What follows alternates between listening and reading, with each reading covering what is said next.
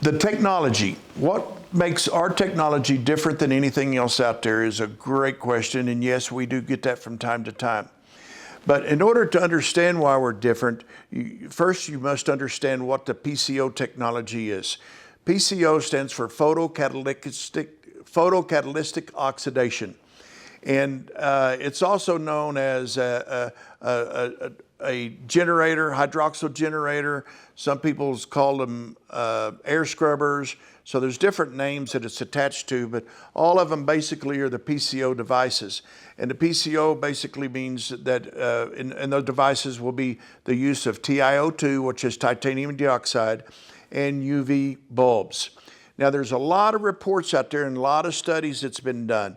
The old technology has actually been used in the space shuttle, and military's used it heavily in submarines and aircraft carriers to keep the air safer to breathe for our military guys. But now there's 4 different types, and this is very important to understand when you start looking at the different types of the PCOs. Because there's all sorts of, like I said, universities has done all sorts of studies. There's all sorts of paperwork written up there, white papers and this and that. But the 4 types, you'll have a type that's produced with using UVA bulbs.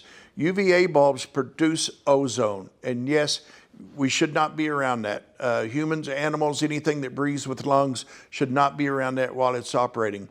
The other type that's produced is with using UVB bulbs. Same deal, produces ozone, and we should not be around that because of the ozone that it does produce and could cause upper respiratory problems.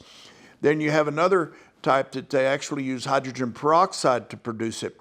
This is the most dangerous one in that it's been known to even cause cancer and all sorts of different illnesses in the human body and animals as well. So it's very important to pay attention to those studies and get down to the bottom line, because you might look and find some report that says, oh, this PCO is bad for you. We shouldn't have that. Well, you need to get down to the fine print at the bottom and see who did the study, how was that OH radical produced. And the other problem with those the fourth, let me get to the 4th one, and that is the one that was actually put together, engineered, designed, and put in the space shuttle, and military's used it heavily, and that's the one using UV2C bulbs. UV2C bulbs is a bulb that was actually designed to not produce ozone. So by using a UV2C bulb, you have no ozone produced. And the other thing, because it's 254 wavelength, is the reason it doesn't produce ozone. That is the bulb that we use in our technology. Now, the problem with the old technologies, as you just now heard, is 3 of the different types are bad for the human to be around, with a lot of studies being done on it. And if you look at some of those studies, you go look at the dates it was done, and there's some out there that are still out there that that's been done back in the 60s or 70s and 80s and even the 90s before the new technologies has been around now. And we call our technology the new technology because the problem with the old is the fact that it produces an unstable molecule. Now, that unstable molecule means it has a negative charge and it's very unstable.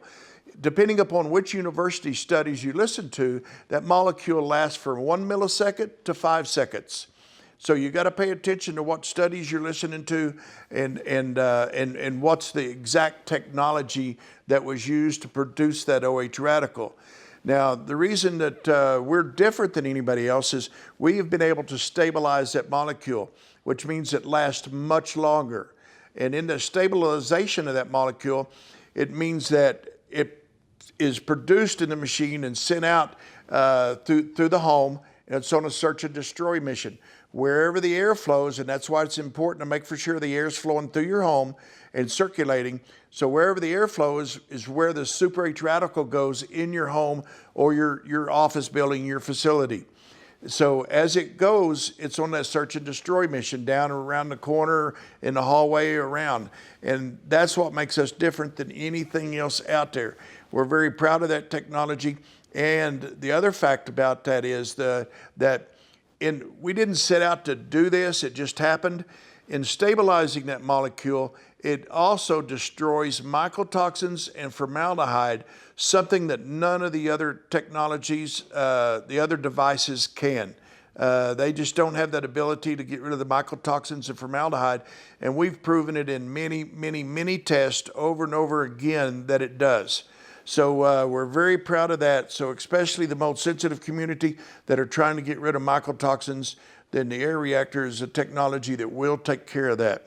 So that is the difference between the technologies. That's why some aren't so good for you. That's the reason you'll find different articles and whatnot written up about the bad ones. That is not our technology. So it's important to see exactly which one that you're looking at and to stay on the safe side and get the technologies that are good for you, not the ones that are bad for you. So if you have any other questions, feel free to reach out to your sales rep, and we'll see you next time.